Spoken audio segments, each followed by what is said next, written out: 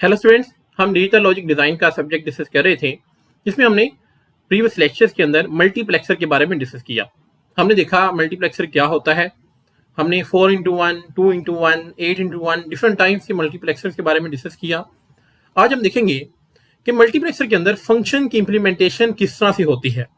इसके लिए हम एक एग्जाम्पल फंक्शन लेंगे और उसको मल्टीप्लेक्सर के ऊपर इम्प्लीमेंट करके चेक करेंगे। सपोज आपके पास ये एक फंक्शन है आपके पास, जिसके अंदर आपके पास तीन वेरिएबल्स हैं ए बी सी, वो इक्वल है समेशन 0 3 5 6 के। तो इस फंक्शन को इम्प्लीमेंट करके चेक करेंगे मल्टीप्लेक्सर की मदद से। मल्टीप्लेक्सर की डायग्राम यहाँ पर आपको नजर आ रही है, जो कि आपके पास एक 4x1 मल्टीप्लेक्सर है, यानी कि आपके पास 4 इनपुट्स हैं I1, I2, I3 and I4, और आपके पास दो सेलेक्ट लाइन हैं S1, S2, दो सेलेक्ट लाइन हैं, और एक आपके पास आउटपुट है F। अब बेसिकली हमने करना क्या है, हमने चेक करना है क्या ये जो आपके पास मल्टीप्लेक्सर है वो इस फंक्शन की ये जो आउटपुट है ये प्रोड्यूस करता है या नहीं करता। तो इसके लिए आपके पास डिफरेंट टाइप्स के मेथड्स हैं। अगर आपने कोई और लेक्चर देखा है तो हो सकता है उसने किसी और मेथड से इसको सॉल्व किया हो और मैं इसको किसी और मेथड से सॉल्व करूं, तो आपने टेंशन नहीं लेनी। आपको जो मेथड ज़्यादा अच्छे से समझ आ जाए आप वो चूज़ कर सकते हैं। अगर आपको हमारा मेथड अच्छा लगे तो आप ये चूज़ कर सकते हैं, लेकिन अगर आपको कोई और मेथड किसी और लेक्चर का अच्छा लग रहा है तो आप उसको भी चूज़ कर सकते हैं। तो देखते हैं ये किस तरह से सॉल्व होगा। अब हम करेंगे क्या, हम अपने ये जो समेशन के ब्रैकेट के अंदर ये जो वैल्यूज़ हैं 0 3 5 6, इन तमाम नंबर्स को 3 बिट बाइनरी के अंदर कन्वर्ट करेंगे। क्योंकि हमारे पास यहाँ पर तीन वेरिएबल्स हैं तो मैं हर एक वैल्यू को 3 बिट्स के अंदर लिखूंगा। सबसे पहले आपके पास है 0, तो 0 को आप बाइनरी में लिखें वो 0 ही होता है, यानी कि मैं यहाँ पर 3 दफ़ा 0 लिखूंगा क्योंकि मैंने यहाँ पर 3 बिट्स के अंदर इसको रिप्रेजेंट करना है। प्लस, क्योंकि ये समेशन है तो हम यहाँ प्लस लगाएंगे। अब 3 को जब आप बाइनरी में कन्वर्ट करते हैं तो ये बनता है 0 1 1। इस तरह से प्लस 5 को बाइनरी में कन्वर्ट करेंगे तो 5 को जब आप बाइनरी में कन्वर्ट करते हैं तो ये बनता है 1 0 1। प्लस 6 को बाइनरी में जब आप कन्वर्ट करेंगे तो ये बनता है 1 1 0। आई होप आपको डेसिमल नंबर को बाइनरी में कन्वर्ट करना आता होगा। इसके ऊपर हम एक कंप्लीट नंबर सिस्टम की प्लेलिस्ट बना चुके हैं। आपको रिकमेंड करूंगा कि आप वो प्लेलिस्ट देखें अगर आपको ये कैलकुलेशन करनी नहीं आती कि किस तरह से आप डेसिमल को बाइनरी में कन्वर्ट कर सकते हैं। तो बेसिकली हमने इन तमाम नंबर्स को बाइनरी के अंदर यहाँ पे कन्वर्ट कर दिया है। अब हमने इन तमाम नंबर्स को कैनोनिकल फॉर्म्स में लिखना है। कैनोनिकल फॉर्म्स मीन्स कि हमने इनको वेरिएबल्स की फॉर्म में लिखना है। ये तीनों वैल्यू 0 हैं, यहाँ पर 0 0 0 लिखा हुआ है। इसका मतलब है कि आपके ये तीनों वेरिएबल 0 हैं। तो इसको मैं इस तरह से लिख सकता हूँ a complement, b complement, c complement, क्योंकि जब हम a की वैल्यू 1 लेंगे तो ये a कंप्लीमेंट क्या होगा, 0 हो जाएगा, b कंप्लीमेंट 0 हो जाएगा, c कंप्लीमेंट 0 हो जाएगा, तो ये आपके पास 0 0 0 आ जाएगा। प्लस आगे देखिए क्या है हमारे पास 0 1 1, यानी कि जो a है वो 0 है और b और c 1 1 है। तो मैं इसे इस तरह से लिख सकता हूँ a complement b c plus 1 0 1, यानी कि a b कंप्लीमेंट c, तो इस तरह से आ जाएगा। प्लस नेक्स्ट आपके पास क्या है 1 1 0, यानी a और b 1 है और c क्या है 0 है, यानी a b c कंप्लीमेंट। तो ये आपके पास एक फाइनल एक्सप्रेशन बन चुकी है कैनोनिकल फॉर्म के अंदर। आगे बढ़ने से पहले हमारे चैनल को सब्सक्राइब कर लें ताकि आने वाली तमाम वीडियोस आप तक टाइमली पहुंच सकें। अब हमने देखना क्या है, हमने देखना है क्या ये हमारा ये मल्टीप्लेक्सर है ये आउटपुट के अंदर ये तमाम जो कैनोनिकल टर्म्स हैं ये हमें बनाकर देता है। किस तरह से बनाकर देता है ये भी हम देखेंगे कि सबसे पहले यहाँ पर टर्म क्या बन रही है, a complement, b complement, c complement. ये किस तरह से हमें ये जो आउटपुट लाइन है ये प्रोड्यूस करके देगी, ये हम देखते हैं।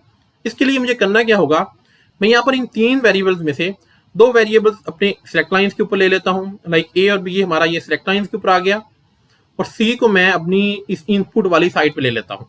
अब हमें ये टर्म बनानी है a complement, b complement, c complement.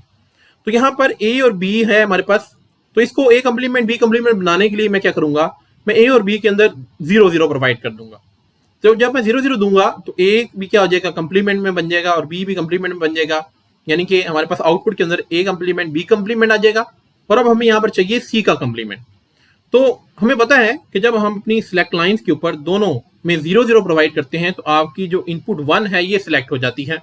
ये हम अपने प्रीवियस लेक्चर्स के अंदर डिस्कस कर चुके हैं।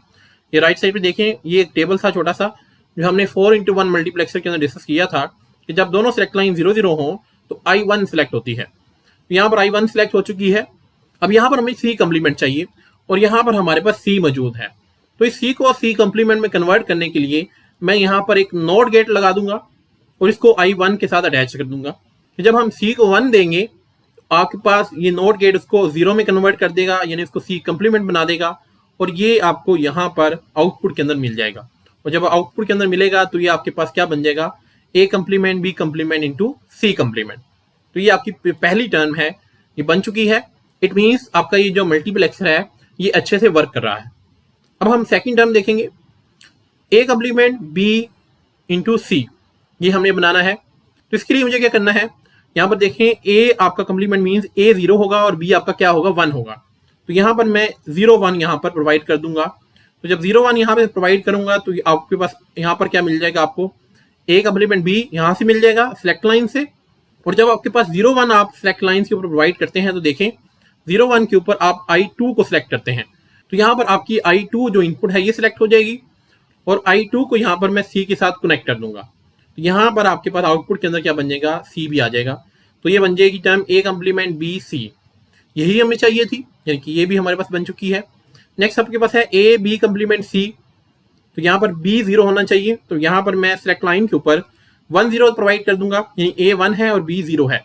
तो आउटपुट के आपके पास A B कंप्लीमेंट आ जाएगा। अब हमें क्या चाहिए, C चाहिए। तो हमें 1 0 जब हम सिलेक्ट लाइंस के ऊपर देते हैं तो आपके पास I3 आता है टेबल के अंदर, देखें यानी कि I3 आपकी यहाँ पे सिलेक्ट हो जाएगी। तो I3 के साथ भी मैं इस C को कनेक्ट कर दूंगा। तो यहाँ पर मुझे A B कंप्लीमेंट और साथ C मिल जाएगा। तो यहाँ पर आपके पास आपकी ये थर्ड टर्म भी आपके पास मिल जाएगी। आपको लास्ट पे आपने A B C कंप्लीमेंट बनाना है, यानी कि A B दोनों आपके पास क्या है 1 1 होंगे। तो यहाँ पर मैं दोनों को 1 1 प्रोवाइड करूंगा। तो आपके पास यहाँ पर आउटपुट में क्या मिल जाएगा, A B, और आपको चाहिए C कंप्लीमेंट चाहिए। तो जब हम 1 1 सेलेक्ट लाइन्स के ऊपर प्रोवाइड करते हैं तो आप यहाँ पर टेबल में देखिए आपकी I4 सेलेक्ट होती है, यहाँ पर आपकी I4 सेलेक्ट हो जाएगी। अब I4 में आपको यहाँ पर आउटपुट में A B के साथ C कंप्लीमेंट चाहिए। तो मैं यहाँ से C को इसके साथ कनेक्ट करूंगा और साथ नोट गेट लगा दूंगा। तो यहाँ पर आउटपुट के अंदर मुझे C नोट प्रोवाइड कर देगी। तो ये टर्म भी आपकी बन जाएगी। यानी कि आपका ये जो मल्टीप्लेक्सर है ये तमाम की तमाम कैनोनिकल टर्म्स आपको आउटपुट के अंदर प्रोवाइड कर रहा है। कुछ इस तरह की अरेंजमेंट से कि अगर आप A B सेलेक्ट लाइन्स के ऊपर दे दें और C आप इनपुट्स के ऊपर दे दें और साथ ये नोट गेट का इस्तेमाल करें तो आपकी ये जो फंक्शन की इम्प्लीमेंटेशन है ये कंप्लीट हो जाती है।